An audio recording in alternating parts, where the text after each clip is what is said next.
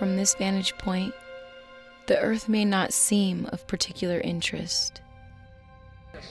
We choose to go to the moon.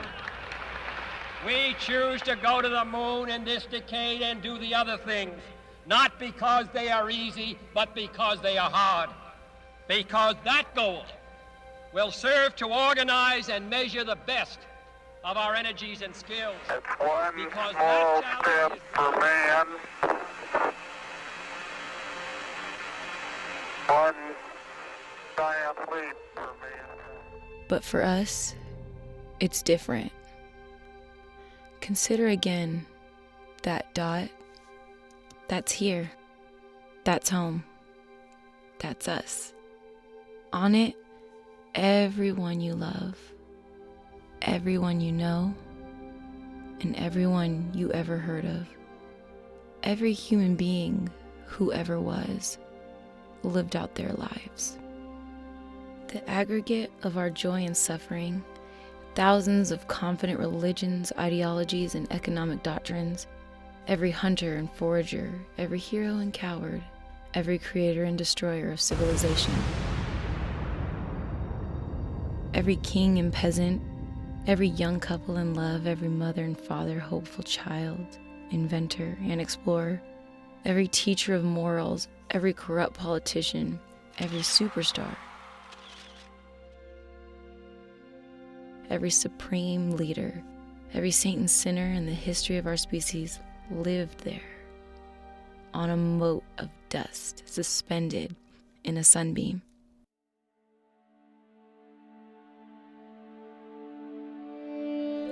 The Earth is a very small stage in a vast cosmic arena. Think of the rivers of blood spilled by all those generals and emperors so that in glory and triumph they could become momentary masters of a fraction of a dot.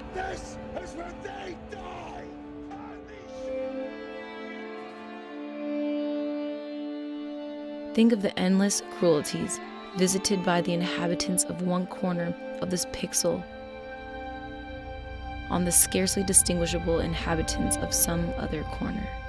How frequent their misunderstandings, how eager they are to kill one another, how fervent their hatreds.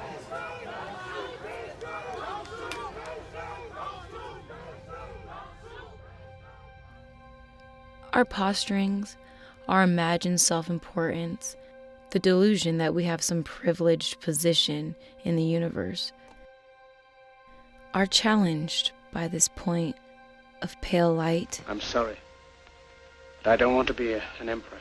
That's not my business. I don't want to rule or conquer anyone. I should like to help everyone if possible. Jew, Gentile, black man, white. We all want to help one another. Human beings are like that. We want to live by each other's happiness, not by each other's misery. We don't want to hate and despise one another. In this world, there's room for everyone, and the good earth is rich and can provide for everyone. The way of life can be free and beautiful.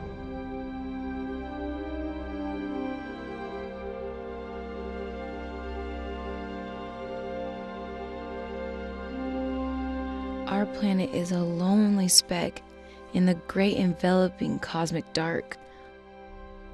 In our obscurity, in all its vastness, there is no hint that help will come from elsewhere to save us from ourselves. Our rank on this earth, to be a man, to be a human being, to be respected as a human being, to be given the rights of a human being in this society, on this earth, in this day, which we intend to bring into existence by any means. The earth is the only world known so far to harbor life. There is nowhere else, at least in the near future, to which our species can migrate. Visit? Yes. Settle? Not yet. And liftoff at dawn, the dawn of Orion and a new era of American space exploration.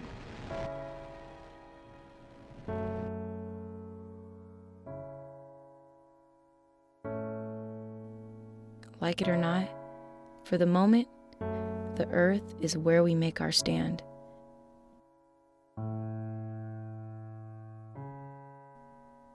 It has been said that astronomy is a humbling and character-building experience. There is perhaps no better demonstration of the folly of human conceits than this distant image of our tiny world.